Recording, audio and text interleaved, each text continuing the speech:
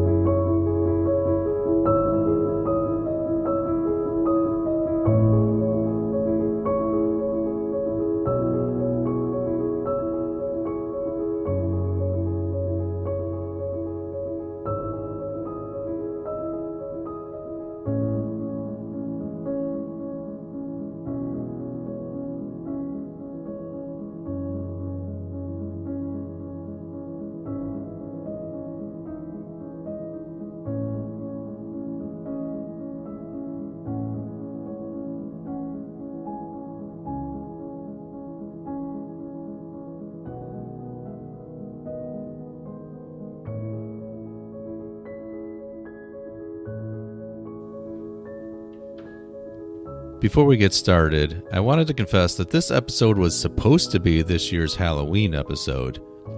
However, when I originally recorded this episode, the audio was terrible. Some of you may have even heard the version that was published originally, but I did almost immediately take it down. For whatever reason, it sounded fine on my laptop, but when I uploaded it onto the internets, it sounded like hot garbage. Hopefully this version is better. Anyway, located east of the city of Cleveland, Ohio, in Lake County, Fairport Harbor is a village of approximately 3,100 people on the shore of Lake Erie. Lake Erie is the shallowest of the Great Lakes, and treacherous storms can whip up very quickly, producing waves up to 7 feet high and occasionally even much higher than that. Early in the port's history, the townspeople knew that a lighthouse was badly needed. So in the fall of 1825, a 55-foot tall lighthouse and adjacent keeper's house were completed, and the fixed white light, which was fueled by whale oil, was lit for the first time. As one of only 8 lighthouses on the Great Lakes, Fairport Harbor Lighthouse attracted a growing number of vessels to its port, and before long, Fairport was known as a sailor's town, rivaling the nearby port of Cleveland. In 1831, the harbor became the first federally designated shipping port on Lake Erie. The prominent industries in Fairport Harbor at the time included shipbuilding, fishing, and transportation of dry goods such as coal, salt, stone, and many other items.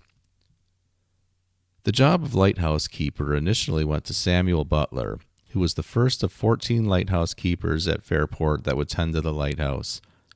Several decades later, in 1868, it was discovered that the lighthouse was in such bad shape that it had to be replaced.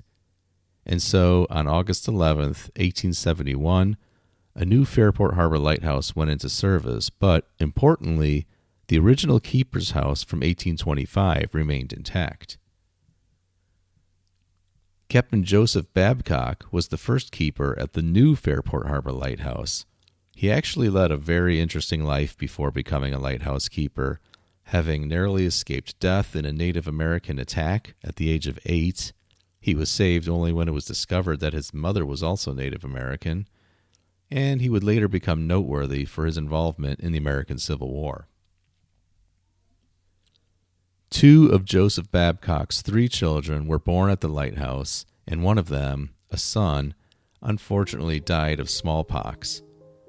Another son, Daniel, served as assistant lighthouse keeper from 1901 to 1919, and then as head keeper until the lighthouse was decommissioned in 1925. It was then that another new lighthouse opened up on an offshore breakwater in Fairport Harbor, which provided a much better vantage point as a navigational beacon, and this rendered the inland, older Fairport Harbor lighthouse obsolete.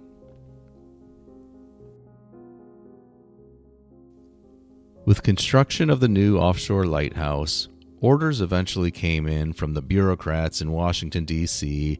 to tear down the old Fairport Harbor lighthouse. After hearing about this decision, the villagers were in an uproar, and the federal government eventually backed down and left the old lighthouse standing. But it just stood there, empty, not serving any real purpose for years. In 1939, the U.S. Coast Guard took over duties of the lighthouse service, and they again talked about tearing down the Fairport Lighthouse. They could simply find no reason for them to keep maintaining it. Local protests again were loud and clear, but this time there was a plan for the lighthouse. It would serve as a museum along with the keeper's house. In 1945, the Fairport Harbor Historical Society was formed with the primary objective of saving the Fairport Harbor Lighthouse. The Historical Society immediately began making improvements at the site, gathering historical artifacts and housing them in the keeper's house, which was open to the public as the Fairport Harbor Marine Museum, which is a museum still in operation today. Throughout the history of the museum, one topic of conversation has prevailed, and that is ghost stories. And the one thing these ghost stories all seem to have in common is that of the first keeper of the new lighthouse, Joseph Babcock, or to be more accurate, Joseph's wife, Mary. Joseph Babcock actually served 2 terms as keepers of the Fairport Harbor Lighthouse. His first stint was from 1871 to 1881, at which time he stepped down to become assistant lighthouse keeper so that he and his family could move into town rather than being isolated out at the lighthouse.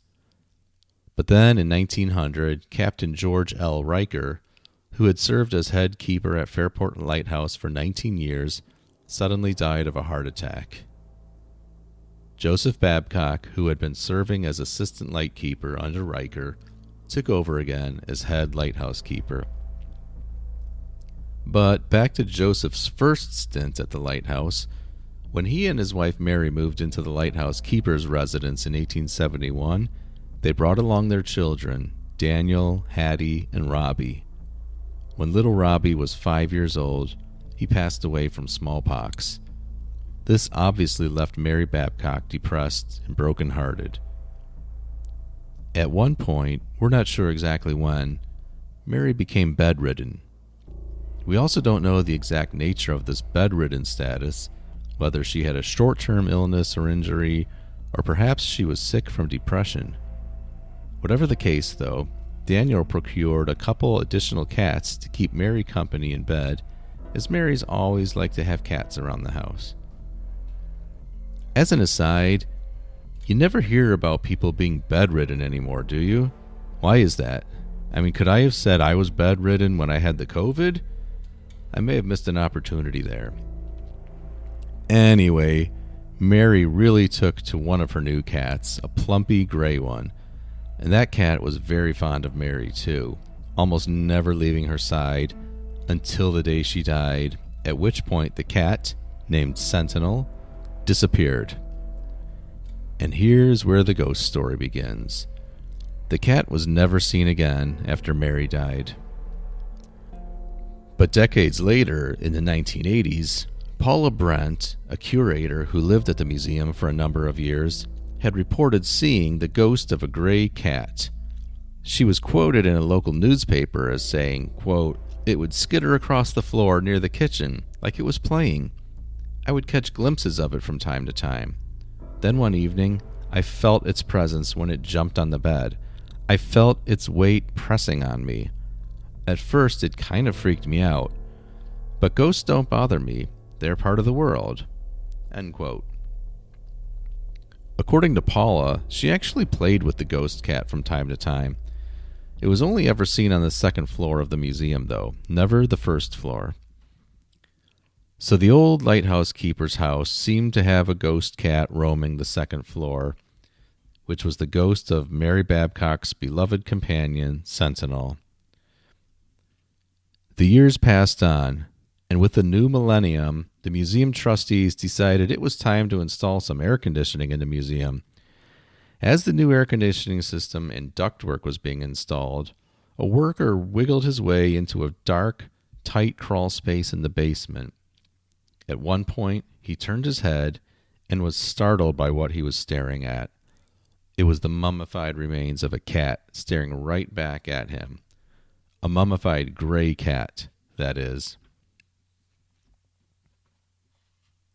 So legend has it that this was Sentinel the gray cat, whose ghost has been haunting the second floor of the museum for decades. Over the years, many ghost hunters, paranormal experts, and the like have actually researched the building to see what they could find. In one case, an organization called the Ohio Researchers of Banded Spirits in 2009 spent the night in the lighthouse, investigating paranormal activity. During the night, they recorded what they said was a meow, and if that isn't evidence of a ghost cat, I don't know what is. Another paranormal researcher actually brought in catnip and cat toys, trying to lure the ghost cat out to play, but nothing came from that endeavor. And it should also be noted that there are no stories about ghosts in the lighthouse itself, just the keeper's house. Oh, and if you're curious about Sentinel the ghost cat, you can see him. He's on display at the museum. Yes, that's right, a mummified cat is one of the many displays you can find at the Fairport Harbor Marine Museum and Lighthouse. You can find out more details on their website at fairportharborlighthouse.org. And that's the story of Sentinel the ghost cat. On the topic of ghosts and lighthouses, though, I actually worked at a Great Lakes lighthouse a couple decades ago. While on the job, I occasionally spent some nights in the vacant old keeper's house. It was similar in age and size to the old lighthouse and keeper's house in Fairport Harbor. The cellar of this keeper's house, however, had been used in the 1800s and early 1900s to store dead bodies from a nearby island in the winters when the ground was frozen. They were stored there only until the ground thawed out and graves could be dug back on the island in the spring. Needless to say, this house was creepy, very creepy. Being there at nights was unsettling, to say the least. I can't say that I ever saw any ghosts, though. And that's all for this brief episode of Great Lakes True Crime. You can follow the show on Facebook and Twitter. Just search for Great Lakes True Crime. You can also check out links in the show notes for sources and more information. And lastly, I really want to thank our loyal follower, Betty, who's been helping out the show and supporting us for years now. Thanks, Betty. You can email me at greatlakestruecrime@gmail.com with any thoughts or case suggestions. For Great Lakes True Crime, this has been Steve, your host and producer. Thanks for listening, guys.